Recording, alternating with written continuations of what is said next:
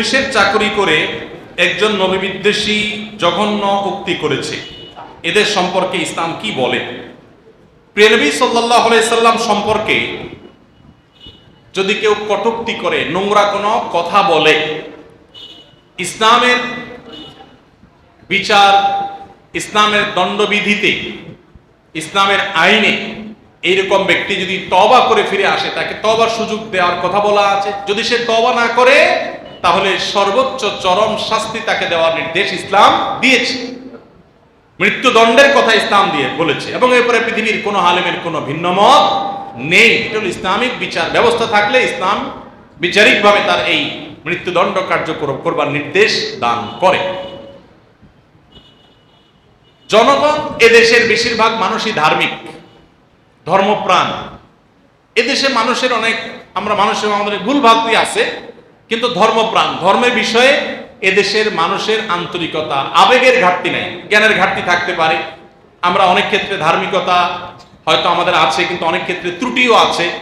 আমরা দুইটাকে একসাথে চলতে চাই, না বুঝে না জেনে, সেরকম অনেক ঝামেলা বা ত্রুটির জায়গা আমাদের থাকতে পারে, কিন্তু এদেশের মানুষের মধ্যে ধার্মিকতা আছে বা ধর্মপ্রাণ দেশে মানুষ।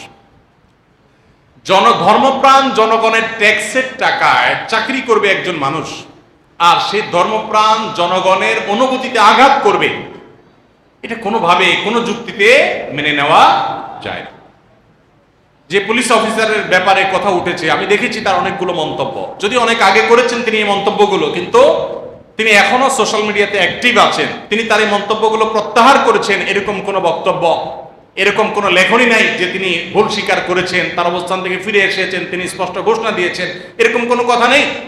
তিনি আমাদের প্রিয় নবী সাল্লাল্লাহু আলাইহি সাল্লাম সম্পর্কে, আম্মা জান আয়েশা রাদিয়াল্লাহু আনহা সম্পর্কে এমন জঘন্য মন্তব্য করেছেন যে এই দেশের কোন পুলিশ অফিসার, এই দেশের ধর্মপ্রাণ জনগণের ট্যাক্সের টাকায় যার চাকরি বাকরির সকল সুযোগ সুবিধা সে পায়, যার পোশাক আশাক বেতন ভাতা সবকিছু ধর্মপ্রাণ মানুষের ট্যাক্সের টাকায় হয়, সেই লোক জনগণের ট্যাক্সের টাকা খেয়ে জনগণের অনুভূতিতে, ধর্মানুভূতিতে আঘাত করা, আমাদের প্রাণের নবী সাল্লাল্লাহু আলাইহি সাল্লামের স্ত্রীকে নিয়ে, আমাদের উম্মুল মুমিনিন মুসলমানদের মা আয়েশা রাদিয়াল্লাহু আনহাকে নিয়ে কটূক্তি করবে, এটা কোনোদিনই কোনোভাবেই মুসলমান মেনে নিতে পারে না। আমরা জোরালোভাবে দাবি রাখতে চাই ঊর্ধ্বতন কর্তৃপক্ষের কাছে যে গোটা বাহিনীকে কলঙ্কিত করার মতো এরকম যে মানুষ আছে, তাদেরকে বরখাস্ত করে তাদের বিচারের মুখোমুখি করা হোক, বিভাগীয় তদন্ত করে তাদেরকে তাদের এই অপকর্মের প্রায়শ্চিত্ত তাদেরকে করতে বাধ্য করা হোক। কারণ আমরা জানি আমাদের অনেক পুলিশ ভাইরা আছে, মানুষ হিসাবে তাদের যত ভুল ত্রুটি থাকুক, অনেক পুলিশ ভাইরা আছেন ধার্মিক,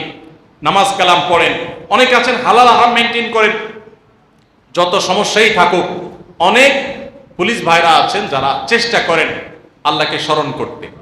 কিন্তু এরকম দু একজন কুলাঙ্গার যে প্রিয় নবী সাল্লাল্লাহু আলাইহি সম্পর্কে কটূক্তি করে, তার স্ত্রী সহধর্মিণী আয়েশা রাদিয়াল্লাহু আনহা সম্পর্কে কটূক্তি করে, জঘন্য উক্তি, আমি সেগুলো কোট করতে পারবো না, না হলে আমি কোট করতাম। এরকম জঘন্য উক্তি যে করে, তাকে অবশ্যই বিচারের আওতায় আনতে হবে।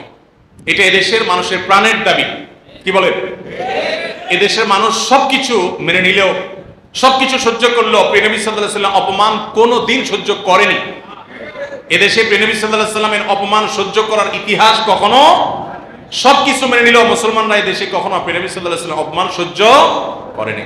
অতএব আমি আশা করব যে এই কুলাঙ্গারকে একজনের জন্য কেন গোটা বাহিনী তার এই কলঙ্কের দায় নিয়ে বেড়াবে, বরং তাকে উপযুক্ত শাস্তি দেওয়ার মাধ্যমে, তাকে বরখাস্ত করার মাধ্যমে গোটা বাহিনী তারা কলঙ্ক মুক্ত হওয়ার চেষ্টা করবে। অন্তত তার এই অপকর্ম, এটাকে যে তারা সমর্থন করে না, এটা তারা প্রমাণ করবে, এটা আমি আশা করি এবং জোরালোভাবে বিশ্বাস করি। এবং তাদের প্রতি সে উদাত্ত আহ্বানও আমি রাখি যে ঈমানের দাবি থেকেও এবং দেশের শান্তি শৃঙ্খলা, বিশেষ করে জনগণের যে আপনার ঈমানি চেতনা আছে, সেটা প্রতি শ্রদ্ধা দেখিয়ে এটি করা উচিত। এবং আমাদের সংবিধানও কোনো মানুষের ধর্মীয় অনুভূতিতে আঘাত হানার অনুমতি আমাদেরকে দেয় না। এমনকি আমরা মুসলমানরাও অন্য কোনো ধর্মের মানুষের কোনো ধর্ম নিয়ে, ধর্মীয় ব্যক্তি নিয়ে কোনো কটূক্তি করা, নোংরা মন্তব্য করা, তাদেরকে হার্ট করতে পারে, হিট করতে পারে, এরকম কথা বলার শিক্ষা ইসলাম আমাদেরকে দেয় না। কোরআনে আল্লাহ তাআলা নিষেধ করেছে যে তোমরা তাদের উপাস্যদেরকে গালমন্দ করো না, বা যারা উপাসনা করে আল্লাহ ছাড়া অন্য কাউকে, তাদের গালমন্দ করো না, আল্লাহ নিষেধ করেছে। তাহলে আমরা আশা করব যে এই পুলিশ অফিসারের দৃষ্টান্তমূলক শাস্তি দেওয়া হবে, যে প্রিয় নবী সাল্লাল্লাহু আলাইহি ওয়াসাল্লাম এবং আমাদের আয়েশা সম্পর্কে জঘন্য এবং নোংরা ভয়ঙ্কর ভাবে তার নিয়ে কটূক্তি করেছে এবং বাজে কথা বলেছে। কি বাজে কথা বলেছে আমি সেটা মুখ দিয়ে উচ্চারণ করতে চাচ্ছি না, এই নোংরা কথাগুলো আমার মুখ দিয়ে উচ্চারণ করতে চাচ্ছি না, সোশ্যাল মিডিয়াতে আপনারা ঘাটলে দেখতে পাবেন। অতএব জনগণের, ধর্মপ্রাণ জনগণের ট্যাক্সের টাকায় যার পোশাক আশাক, খাওয়া দাওয়া, বেতন ভাতা হয়, কত বড় নিমক হারাম হলে, কত বড় নির্লজ্জ হলে, কত বড় বেহায়া হলে সে সেই জনগণের ধর্মানুভূতিতে আঘাত খাওয়ার দুঃসাহস করে।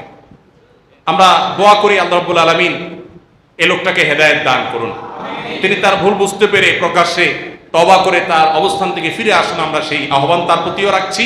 আল্লাহ তাআলা আমাদের সবাইকে তওবা করার তৌফিক নসিব করুন।